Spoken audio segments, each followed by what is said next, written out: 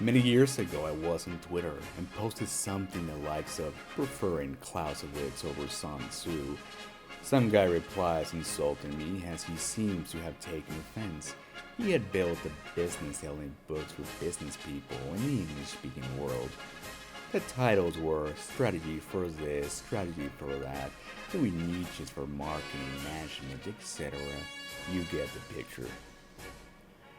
Anyhow, he begins insulting me in Clausewitz and praises Sun Tzu and uses a lot of buzzwords but lacking any real meaning. But the funny part came when he concluded that Sun Tzu was superior because he lacked the fog of war of Clausewitz.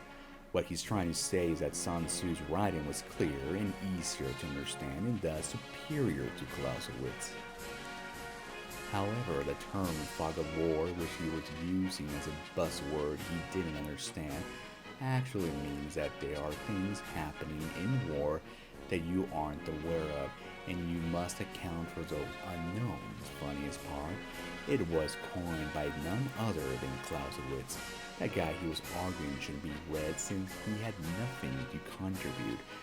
But here's the idiot using the terms he coined unknowingly.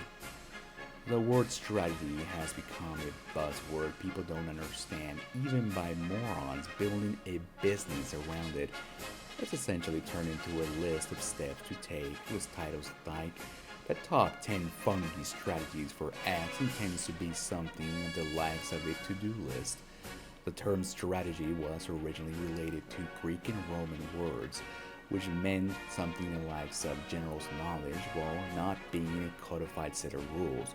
During Napoleon's lifetime, the word wasn't in use, and the closest thing was a term that translates to grand tactics, which related to the training and mobilization of the army.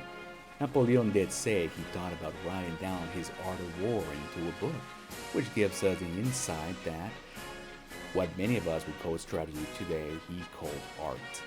While the modern usage of bullet points listing steps to do shouldn't be called strategy, there's a general tendency to confuse stratagems with strategy. Writer Edward Luttwak makes this argument in his book, The Rise of China versus the Logic of Strategy.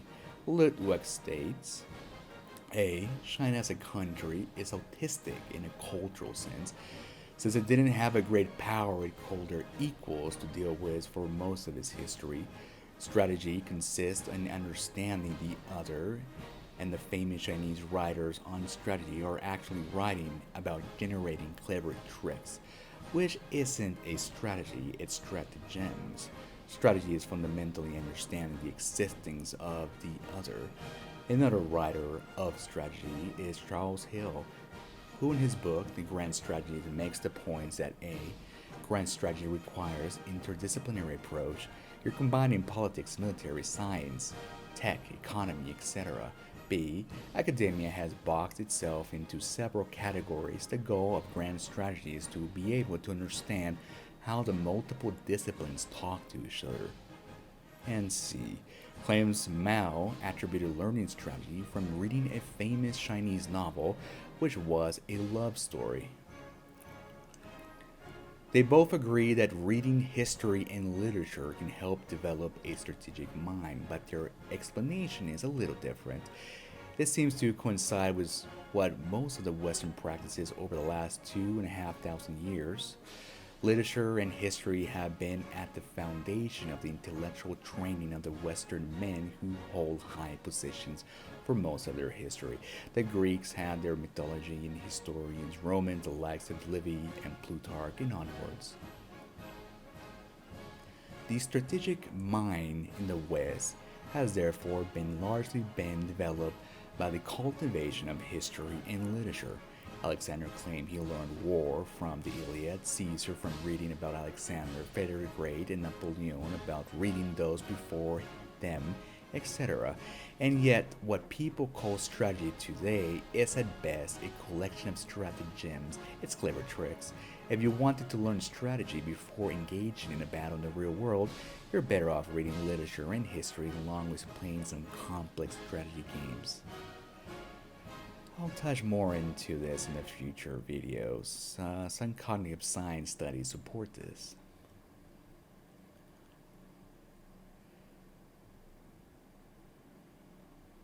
And now the final quote from Napoleon Bonaparte.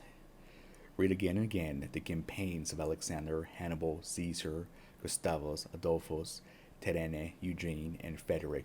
Model yourself upon them. This is the only means of becoming a great captain and acquiring the secret of the art of war. Your own genius will be enlightened and improved by this study, and you will learn to reject all maxims foreign to the principles of those great commanders.